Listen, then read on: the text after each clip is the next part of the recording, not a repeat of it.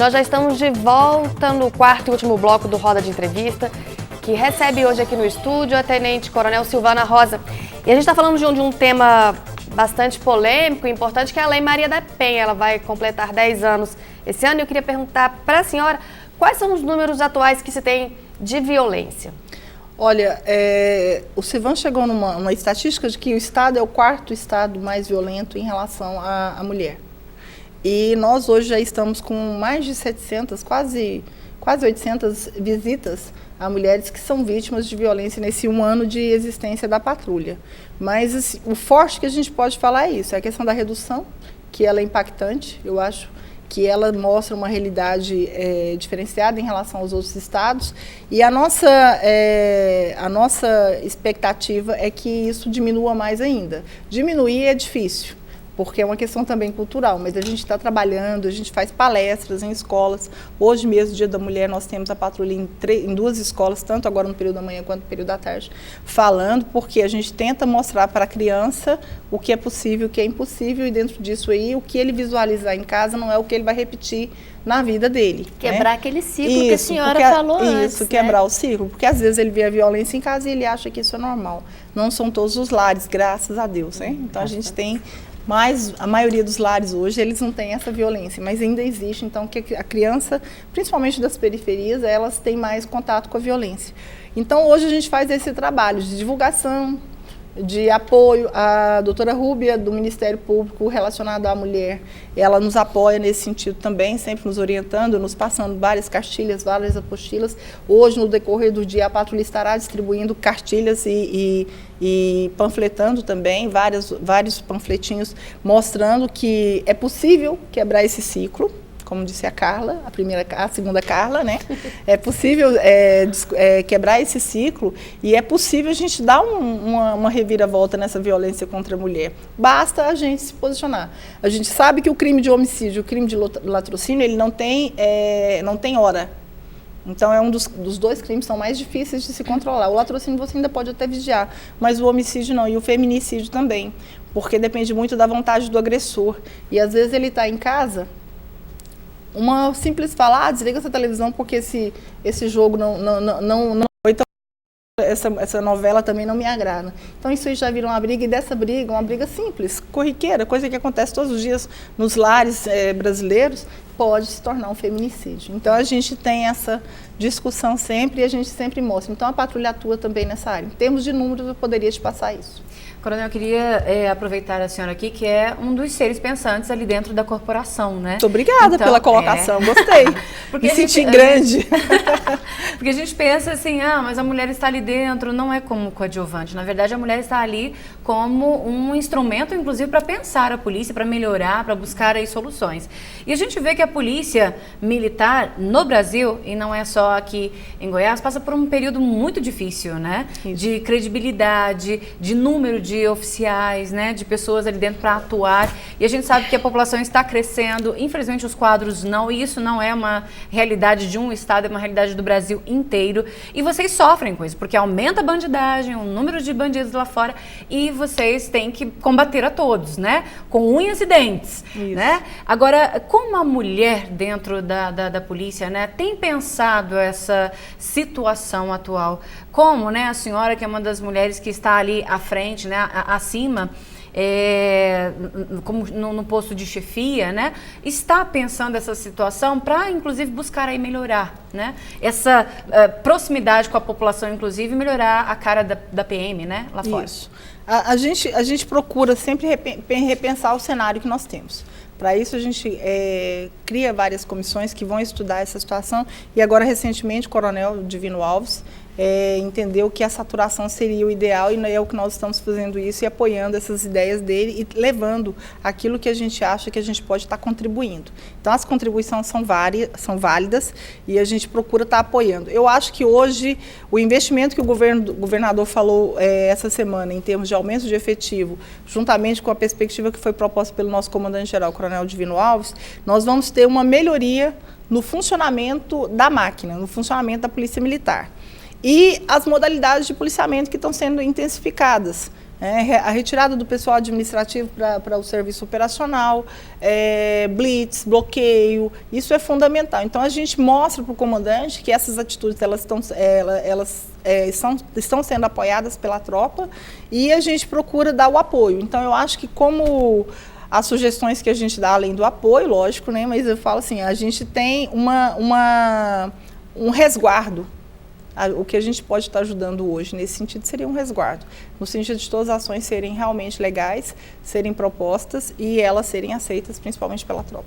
Eu acho interessante, só a Carla também quer perguntar aqui, acho interessante falar sobre isso porque o policial, quer dizer, o PM, ele também tem família lá fora, então o interesse de manter a segurança na sociedade não é simplesmente para um terceiro, para o povo, na verdade é sua família também, isso, né? E a família é que a gente quer falar agora um pouquinho, né, Carla, sobre essa situação. Porque hoje é Dia da Mulher, não dá para fugir dessa pergunta, e eu acho que quando a gente pensa e reflete sobre um caso específico, a gente está pensando também, achando soluções para a sociedade inteira. Então, como foi para você, como é para você, né, essa questão de ser mãe, administrar uma casa e estar numa corporação, assim, uma profissão que tem uma certa periculosidade, né? Como é que foi isso? Olha, eu sofro como todas as mães. Quando os meus filhos saem para uma balada, saem para uma boate, saem para a faculdade, eu estou lá em casa sofrendo, ou então estou no serviço sofrendo, e o celular o tempo inteiro. Meu filho, onde você está? Minha filha, onde você está? Que hora que você chega em casa? Mas eu falo para todo mundo que eu fui muito abençoada nessa vida. Escolhi uma profissão que realmente me dá um conforto e me dá alegrias. Tenho 3 filhos maravilhosos, um marido que me acompanha, né?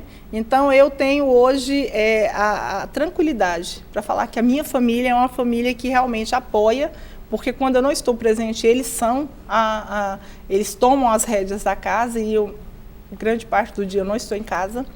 Então, eu sou muito feliz. Eu tenho uma filha de 22, uma de 20 e um de 19. Eu falo para todo mundo, com todo orgulho, eu tenho um filho de 19 anos, gente.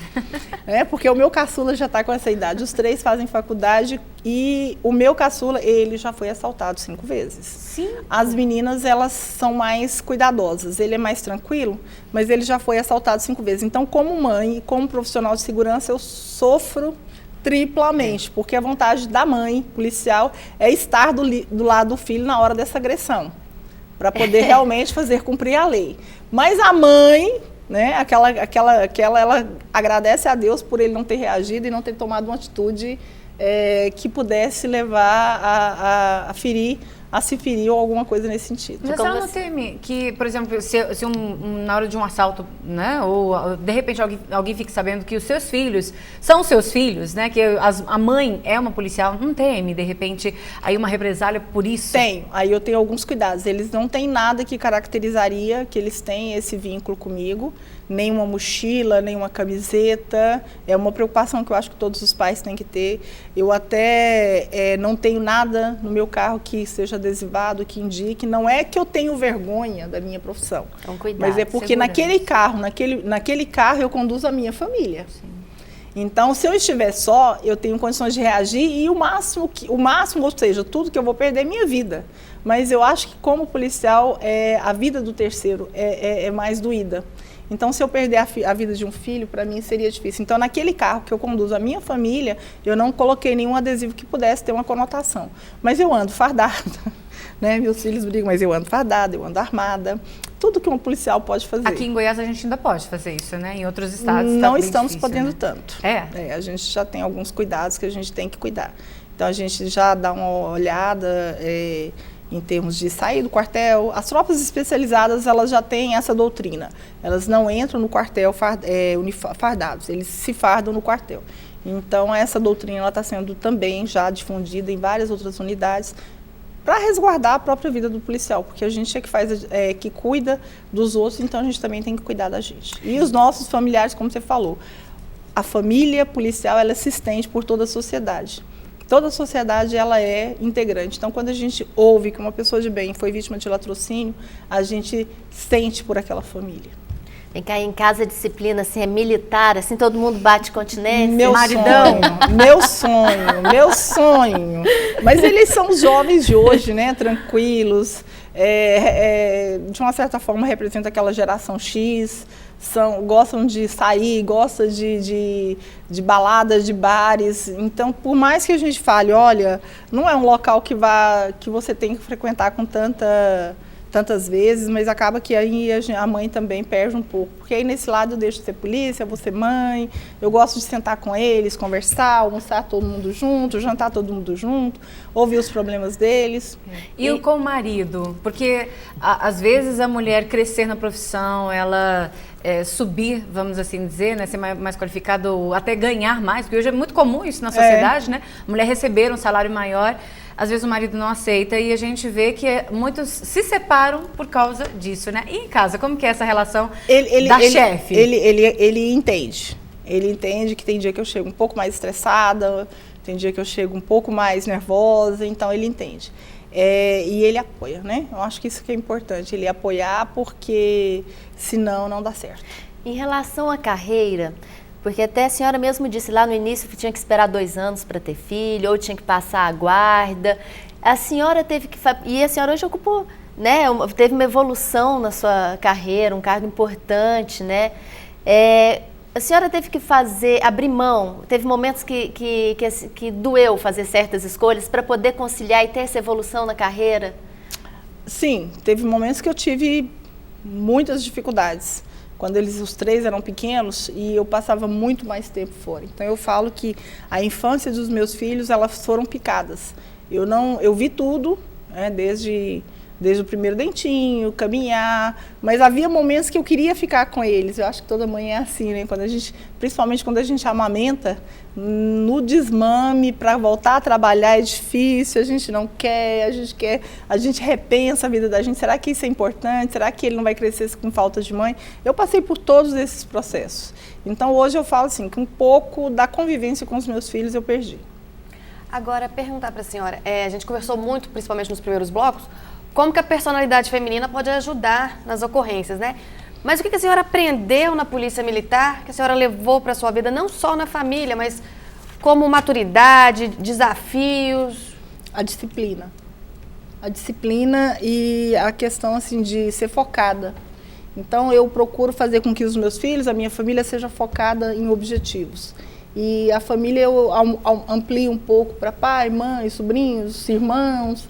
Eu sempre brinco com eles, você tem que ter um objetivo e focar nesse objetivo e ter disciplina para alcançar esse objetivo. Então, a disciplina na minha vida, desde quando eu entrei, ela é sagrada.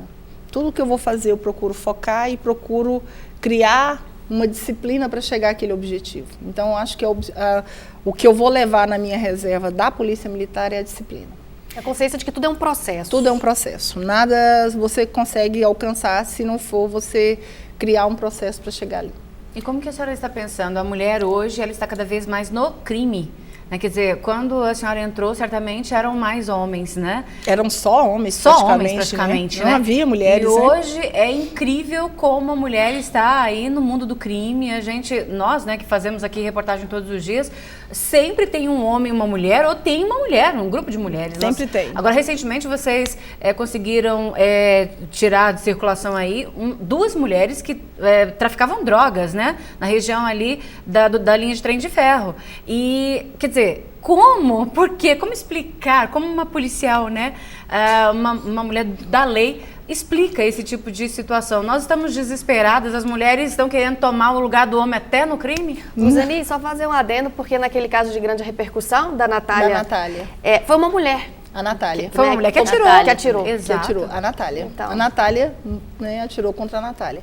Bom, a gente não tem uma explicação lógica, não existe uma explicação científica para essa situação, mas não houve nenhum estudo. Eu não conheço, ainda se não tem, eu não conheço nenhum estudo, porque a mulher está ingressando tanto na criminalidade.